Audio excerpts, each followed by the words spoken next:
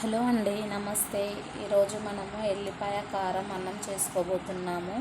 ఇంట్లో కూరగాయలు లేనప్పుడు, మీకు జ్వరం వచ్చినప్పుడు, అన్నం తినాలనిపోయినప్పుడు ఇలా చేసుకొని తినండి, చాలా బాగుంటుంది. దానికి కావాల్సిన పదార్థాలు: ఎల్లిపాయ కారము, ఉప్పు, ఉల్లిగడ్డ, ధనియాల పొడి, పసుపు, కొత్తిమీర, పచ్చిమిర్చి, కరివేపాకు. ఒక బౌల్లో రైస్ తీసుకుందాము. ఇప్పుడు స్టవ్ ఆన్ చేద్దామండి.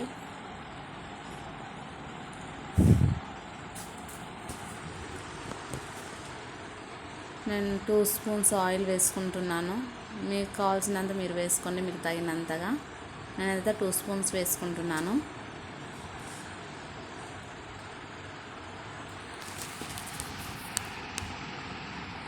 ఆయిల్ హీట్ అయ్యాక ఆనియన్స్ వేసుకుంటున్నానండి. ఆనియన్స్ని ఒక 2-3 మినిట్స్ వేయించుకోండి.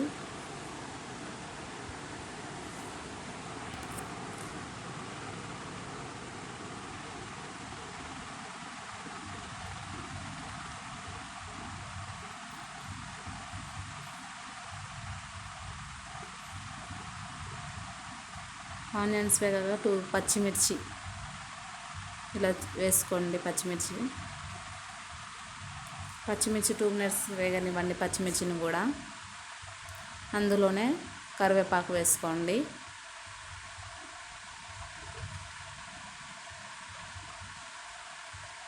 ఇంకొక 2 మినిట్స్ వేగనివ్వండి.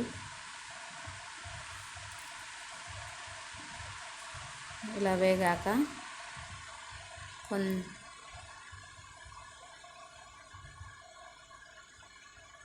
ఇలా వేయించుకోండి. ఇలా వేయించుకున్న తర్వాతకి ఒక 1/2 స్పూన్ పసుపు వేసుకుందాము. ఇలా మిక్స్ చేసుకోండి.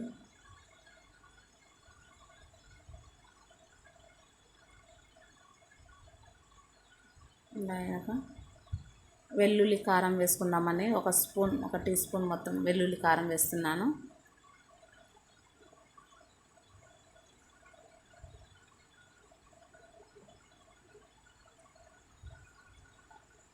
ఇలా మిక్స్ చేసుకోండి మొత్తము. ఇందులోనే ఒక 1/2 స్పూన్ ఉప్పు వేస్తున్నానండి.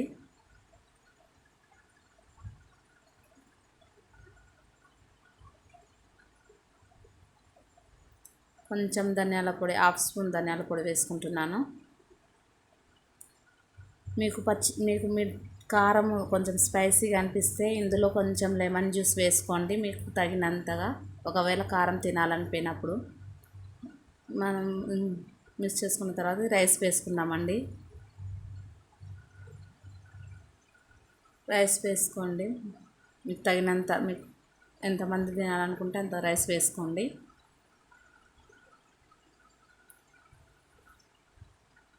మొత్తం మిక్స్ చేయండి. ఒక 2 మినిట్స్ లో ఫ్లేమ్లో పెట్టేసి కలుపుకుందామండి.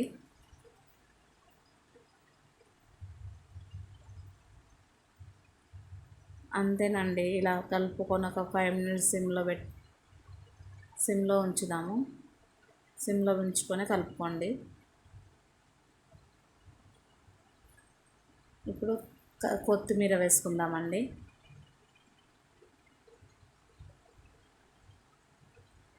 అంతేనండి, చాలా ఈజీగా అయిపోతుంది. ఒక 5 మినిట్స్లో అయిపోతుందండి. మీరు కూడా ట్రై చేయండి, చాలా బాగుంటుంది. అన్నం తినాలనిపోయినప్పుడు ఇలా చేసుకొని తినండి, చాలా మంచిగా ఉంటుంది. మీకు ఒకవేళ కారం ఎక్కువ అనిపిస్తే లెమన్ జ్యూస్ వేసుకొని తినండి, అది కూడా చాలా బాగుంటుంది. అలా కూడా వేసుకొని తింటే. ఇంతే అండి. ఇంకా కొత్త రెసిపీతో మళ్ళీ మీ ముందుకు వస్తాను. ఓకే, బాయ్ అండి.